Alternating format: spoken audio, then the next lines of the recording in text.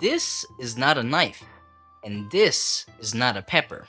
What's up guys, welcome back to the channel. My name is Kitchen Knife Guy, and today we are going to delve a little bit deeper into what I just said in the introduction. Now I stand by it. This is not a knife, and this is not a pepper. What do I mean by that? To most of you, you would say that I'm incorrect. When we see things just as items, we typically treat them just as items, but everything has a story, and when we are able to give an item meaning, it becomes meaningful. So I'm going to start a little bit backwards on why I'm saying this isn't a pepper, or I guess a more appropriate way of saying it is this is not just a pepper. This is a pepper that started as a seedling, as a young plant, which was given to us by a dear friend of ours. In fact, when I took a look at the plant, I didn't think it was a bell pepper plant. I actually thought it was a spicy pepper plant. At some point this summer, we thought we lost the plant because it got so hot and the leaves got wilted, so we transplanted it, and lo and behold, for now, we have about 5 of these gorgeous green bell peppers, which smell absolutely intoxicating. I'll be cutting this up tonight and making some amazing Mexican food. So, if I saw this just as a pepper, I feel like I would have less respect for it. And as you know, just like with my kitchen knives, I do prefer my handmade kitchen knives. There's a whole video about factory made versus handmade kitchen knives here. And though you know that I love handmade kitchen knives and respect factory made for what they are, I'm about stories. And this to me is a story. It's a pepper that we grew, and so it's therefore a pepper that I'm going to respect a little bit more because I just feel more attached to it. Now, for the initial comment of this is not a knife. This is a knife. This is one heck of a knife. This is one hell of a knife. This is a super unique knife, one of a kind. I know knifesmiths throw that around a lot, but the materials that were sourced for this knife cannot really be replicated. This is a work of art by Swedish knifesmith Fredrik Spåre. And the name of this knife and this series of knives, because he made a few in using the exact same materials, is called the Lindbacka. I'm just going to read you the story that Fredrik Spåre wrote in describing this knife because it's beautiful, and I think you'll understand why I don't call it a knife. Of course, we know it's a knife. But this isn't just a knife. This is a story. This is a story of a knifesmith who he himself also likes stories and who searched for these materials and used them in a way that maybe they weren't intended to be used and created the Lindbacka Gyuto. So let me tell you a little bit more about this knife. The core steel is 2092, which is a ball bearing steel very similar to the more well-known 52-100 carbon steel produced in his local area of Beaufort in the 1970s. Fredrik Spåre has had a very limited amount of this steel, and he's now coming to the last few bars. After it's gone forever, and he could have chose how to use it. He chose to make these 6 Lindbacka Gyutos. Back to the story. The steel is super hard. We're talking 64 HRC and tough as nails. It takes a mean edge and the beautiful patina. What's not to like, as he says? The cladding is made up of 30 layers on each side of a steel he sourced from a bridge in the area where he has his workshop. I mean, if you like handmade kitchen knives and you like stories, that in itself, I don't even have to continue, and your heart should be melting. Back to the story. They did a total rebuild of the old bridge, and when they tore it down, he managed to get his hands on some good stuff. But since the steel was so thin, he decided to stack it up and forge it down, resulting in the beautiful pattern you can see on the blades. In case you haven't seen that beautiful pattern, here I am showing it to you again. Now, the handle material is also ultra unique, not just the blade. The handle material is made out of oak, sourced from when a friend of his renovated a sculpture/bench that he has on exhibition in the Swedish royal family summer place on Åland. He's not saying the Swedish king may have sat on this particular piece of oak, but he's telling us that there is a chance that that happened. So, that's this knife, which to me is a story. It's an absolutely amazing story. Ultra rare materials that could have been repurposed, used in any manner.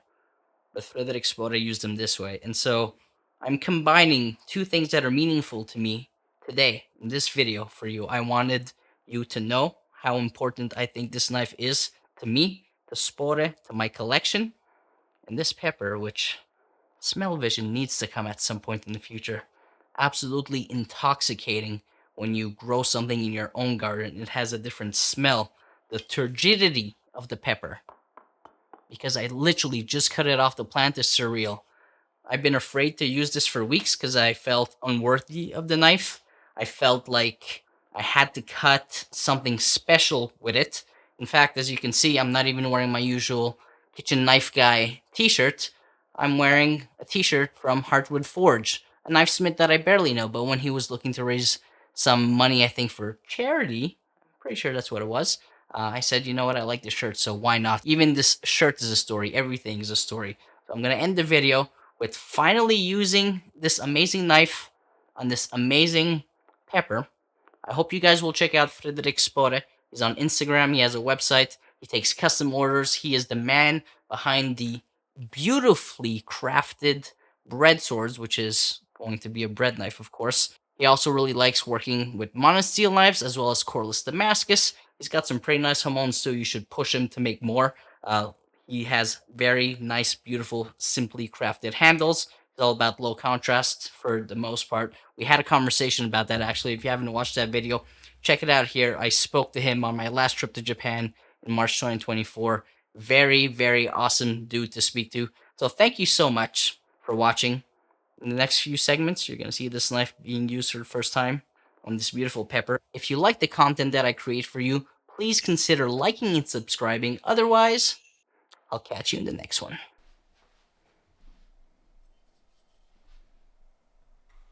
That was amazing.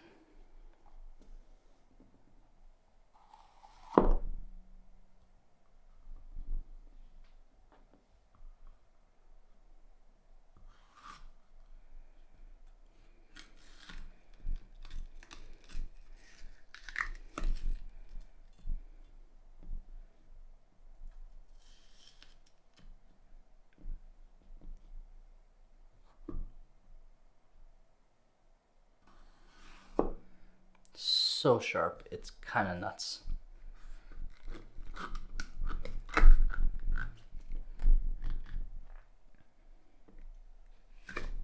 Wow. Is the skin even there? This is my meditation right now.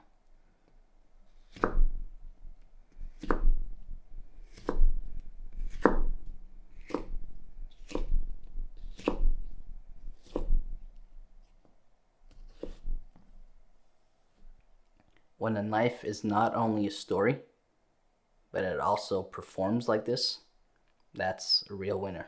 This is immediately one of my favorite knives in my collection. Thank you, Fredrik Spåre. So here's the thing. The truth is, this video was supposed to end with the bell pepper test. Because, well, I told you the bell pepper had meaning. It had a story, just like this knife. However, I went upstairs and I used this knife for about 8 other ingredients to make tacos, as I said I would. And I felt compelled to come back down a day later and try it on the cherry tomato and then show you how sharp it is by barely holding it and going through part of an onion. And so here we are with the cherry tomato.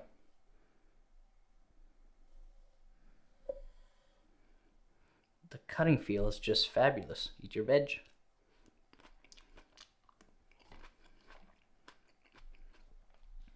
And now the onion, barely holding it.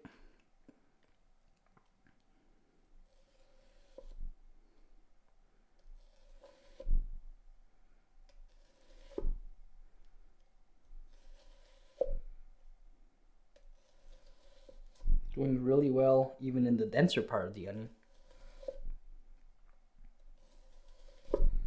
So this is how I want to end the video, with something significant that I want to say, and then also a bit of a joke.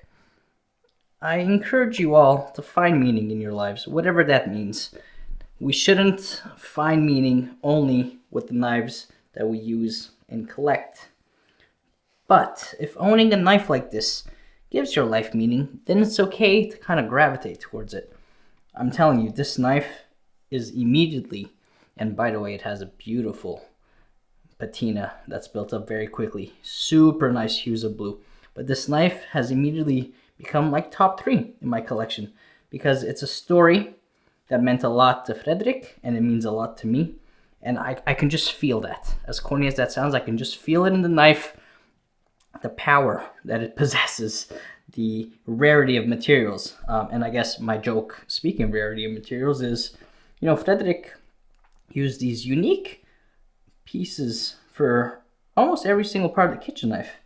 But why couldn't you have a story about the spacer and the brass, man? Anything. You could have been like, yeah, this was a bullet casing when I shot my first Wolverine in Sweden. No, but honestly, Fredrik, clearly, well, I don't know if you've actually hunted Wolverine or if you can. But anyhow, the point is, that was a bit of a joke because what I said before that was very, very deep. So yeah, guys, thanks so much for watching. I am in love with this knife. Make sure to check out Fredrik Spåre on Instagram, on his website. He makes custom knives and non-custom knives. There's 6 other ones like this, and I'm a lucky owner, and I'm so proud. Thanks, and I'll see you in the next one.